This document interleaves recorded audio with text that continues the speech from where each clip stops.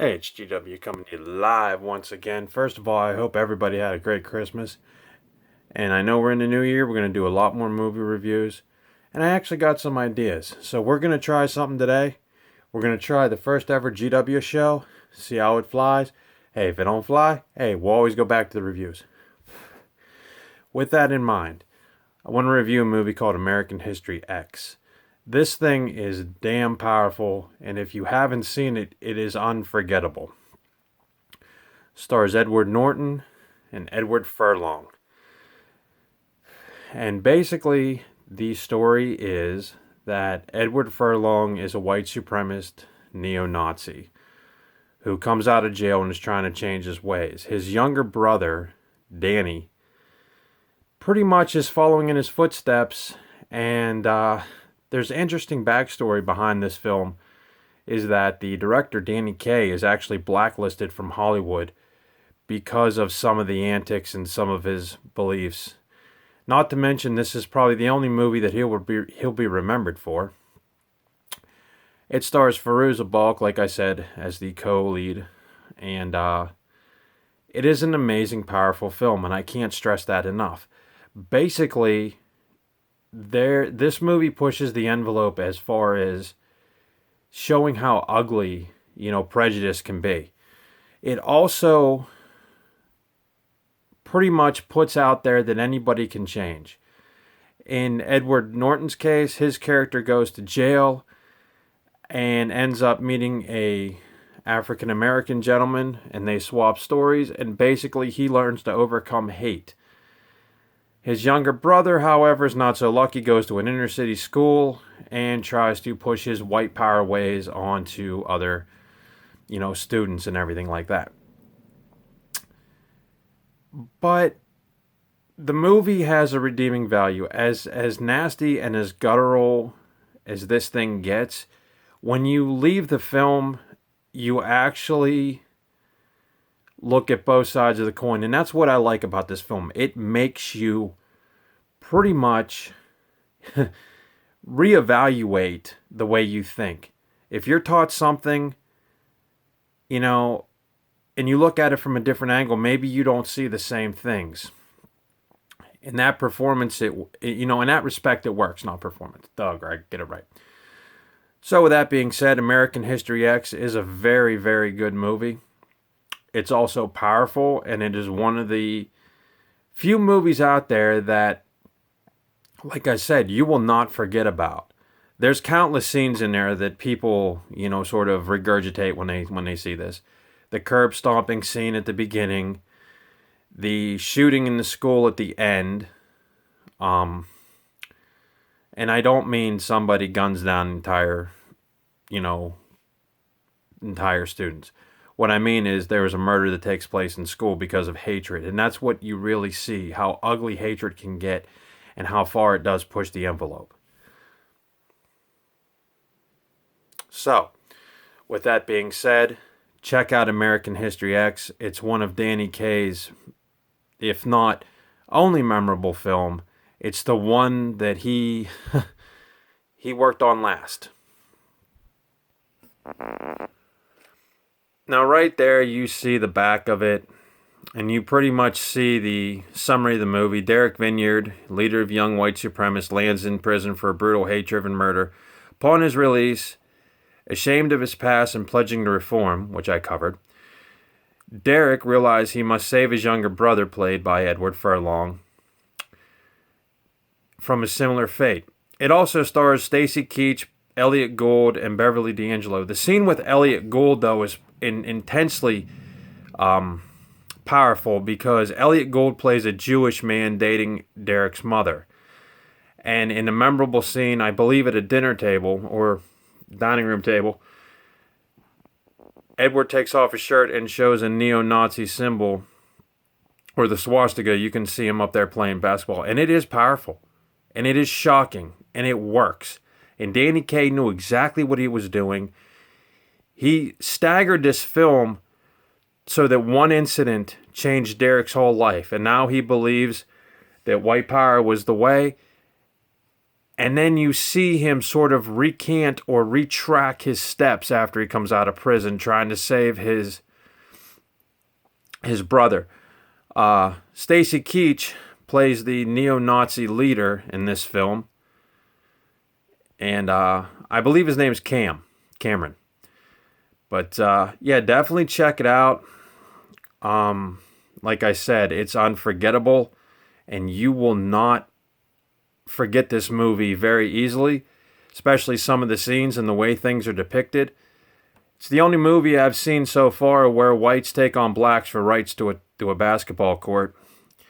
But again, Danny Kaye structured this film into almost, a domino effect. So definitely give it a check out. Tell me what you think. This movie does come with deleted scenes, theatrical trailer. Deleted scenes don't add up to much, but it would have been nice if they would have put them back in the film. I always say that because there's a few of them that would have worked.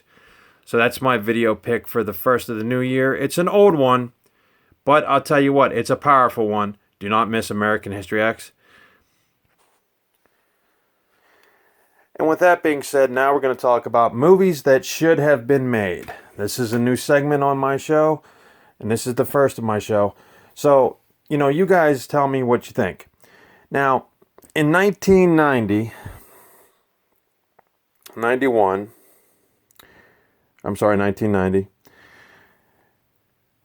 20th Century Fox released The Adventures of Ford Fairlane starring Andrew Dice Clay. This was a must for Clay because apparently, Hollywood was knocking at his door. Everybody knows the Hickory Dickory Docks, the Dirty Nursery Rhymes. Everybody knows Andrew Dice Clay from, UPN's 22, played a show called Hits. He also had some major comedy specials, and he was banned from MTV for life. So when New Line Cinema and Rennie Harlin got together, they made The Adventures of Ford Fairlane. It was a modest hit for 20th Century Fox, and Clay's character was pretty awesome on screen. If you haven't seen the movie, it captures his raunchiness, but dumbs it down to an R-rated standard instead of the NC-17 that everybody was used to in the comedy clubs or, and sold out, arenas across the country. That being said, Ford Fairlane 2 was reportedly in production. It was going to be called Ford Fairlane 2 Cocked and Loaded. The film was never greenlighted because creative differences between Clay and Rennie Harlin pretty much stopped the film in its tracks. But if you saw the first one, you pretty much know Ford Fairlane plays a rock and roll detective, and he's investigating the murder of a guy named Bobby Black. Bobby Black's murder leads him to, to all these different venues, and ends up, he squares off against Wayne Newton. Wayne Newton plays the villain in that film. Also, a cameo by Robert Englund was pretty much appreciated, as Robert Englund played one of the thugs who killed Ford Fairlane's best friend, Johnny Crunch. Johnny Crunch was played by Gilbert Gottfried, so everyone can see that there's a circle there. Anyway, Ford Fairlane 2, Cocked and Loaded, I would have loved to see. And I would have pictured it, Ford Fairlane, goes back to his office. This is how I would have pictured it. Would go back to his office. He'd get a call. All of a sudden, people at a rival record company are getting killed. Next thing you know, Ford's on the case. Here, one record company is trying to snuff out the other one, with Ford being a pawn in the middle. I think that 20th Century could have played that off if done right and brought back some other characters. Could have been really good. Like I said, though, the whole thing fell into development. At one point, though, there was an unfinished script on the Andrew Dice Clay website that you could have read. I don't know if it's still there. But it basically, fell into limbo. I would have loved to see this film because I love the first one. I can quote line for line of this film. It's one of these films that you grow up on, and you would love to see where Ford Fairlane ended up next. That's my take on movies that should have been made. Now for our last bit of, show content, I'm going to do a commentary on Roseanne. Now, everybody knows that Roseanne was a huge hit for ABC. There was multiple DVDs, and the show kept coming back year after year, and it made 1 million+ fans happy. It also made, Roseanne Barr a household name. She became, one of the queens of comedy because of it. And then something happened. Roseanne went off ABC for a little bit. ABC was in dire need of a hit. They called her back.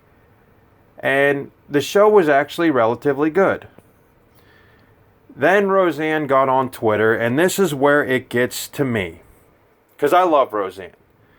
And I'm not offended by whatever people tell me on Twitter. And I am not offended by, I'm not going to go out, if somebody calls me a name on Twitter, I'm not going to go out and say, you know what, repossess their house. I'm not like that. I don't care. But, ABC jumped the gun. They fired her because of a quote-unquote racist tweet. I've read the tweet several times. To me, that's not racist. That's a dumb thing to say, but it's not racist. However,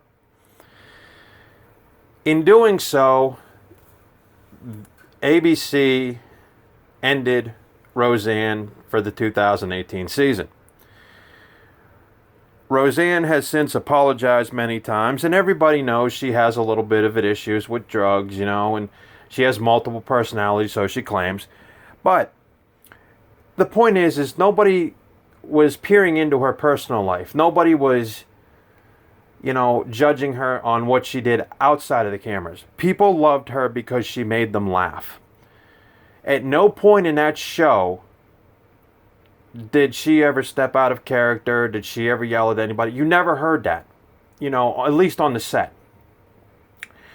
But ABC ended up firing her. And then what happens is they put on The Conners, which I still watch, and it basically takes place after Roseanne's death because they killed her off in an opioid overdose, which if you watch the last episode of Roseanne, if you can even find it, because I know ABC pulled it from like everywhere. However, I did see reruns of the old show on TV Land, so there's hope.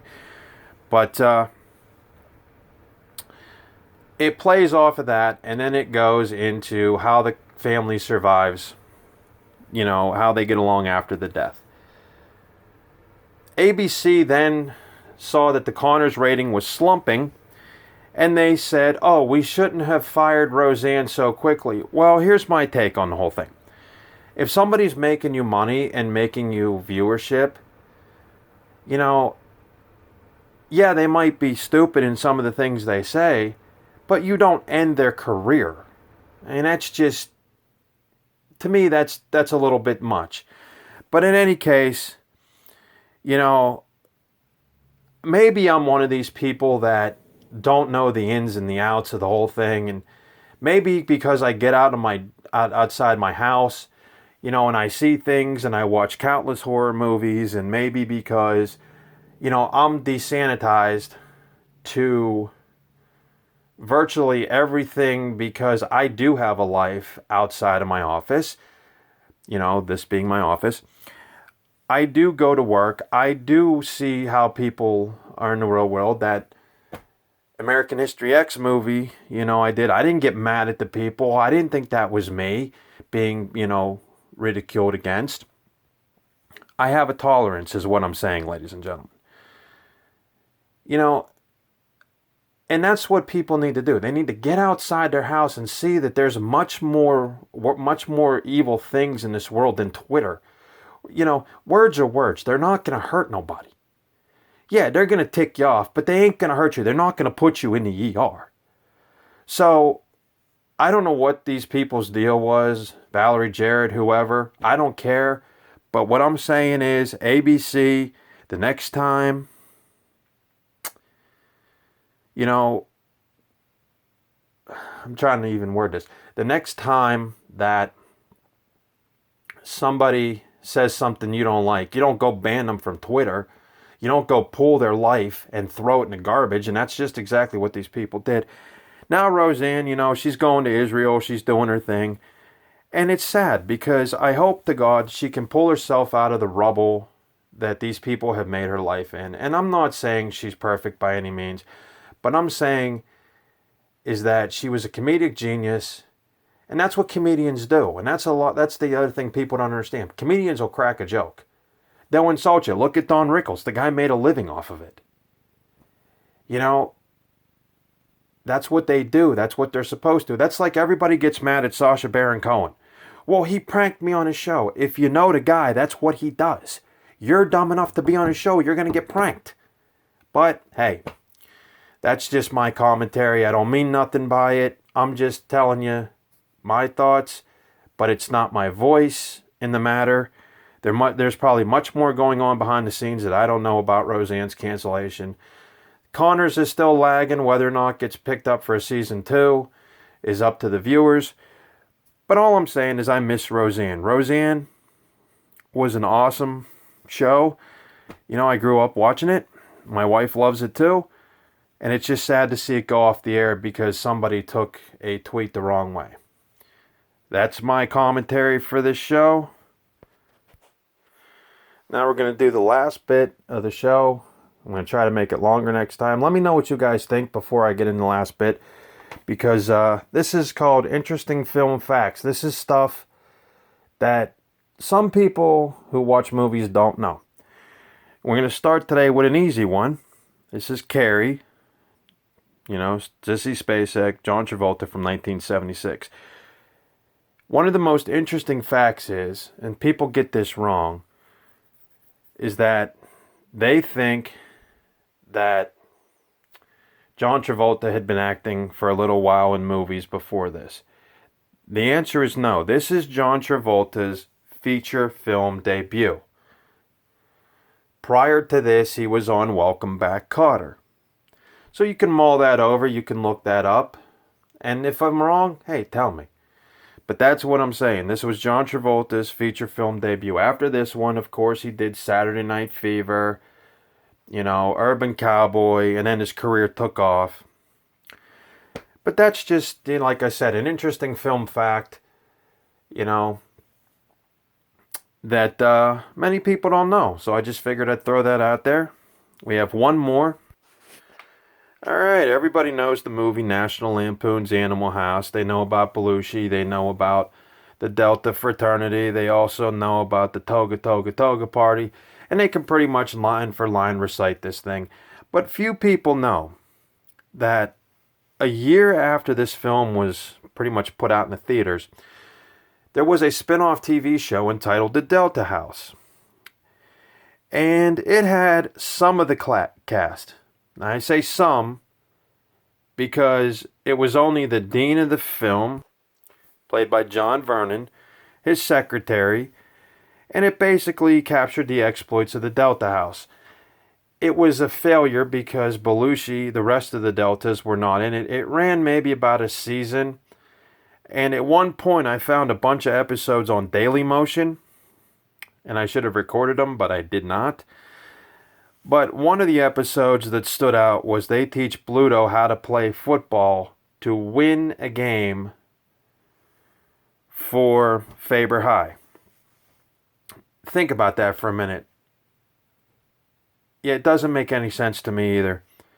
Because the Deltas were against the entire, you know,